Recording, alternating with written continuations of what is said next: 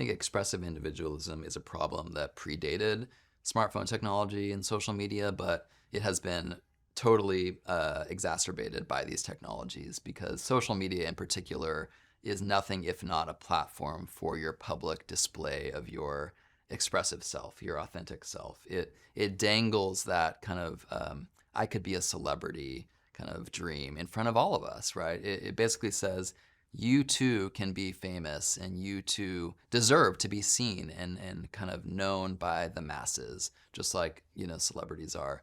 And so if it's already a problem and kind of a fleshly temptation to want to be kind of expressing a very individualistic sense of who I am and what I believe about the world, social media gives you a megaphone to do that and invites you to do that.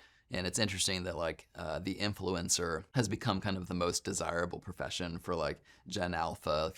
If you ask them like, what do you want to be when you grow up? Like social media influencers or YouTube stars is like one of the top things. And that just shows you how much like the expressive individualistic drive is amplified by these technologies. They want you to kind of lean into that narcissistic temptation to want eyes on you and to want to be significant in the eyes of people. I think about the quote, I think it was Andy Warhol, but I could be wrong, who said, we used to talk about 15 minutes of fame, but in the future it will be, we are all famous to 15 people.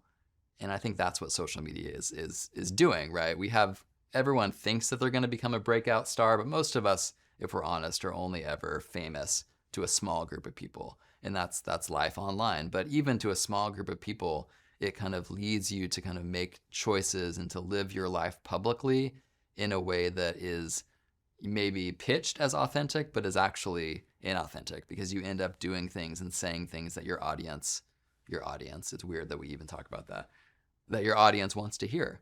You see stories of highly successful social media influencers who are living their best expressive individualistic life. They end up having this audience capture dynamic where they're projecting this persona to a large audience of millions of people.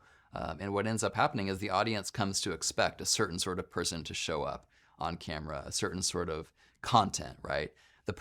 You become a purveyor of content, not a real person, not someone who could change, but a person who is fixed in a certain niche of content, a person who is defined by a certain genre of entertainment. And a lot of those influencers lose themselves because they end up living their lives and making choices that are only with the audience in mind. What are they going to want me to do in this situation? And in fact, there's some situations where they like literally give the audience a choice. Like, what should I do with my day today? You guys pick. How should I live my life? And that's weird, right? So these are the weird dynamics of online life where we are living publicly in a way where we're all tempted to be performers more than we are fully orbed humans who live in a tangible community. We're performers in an abstract online stage.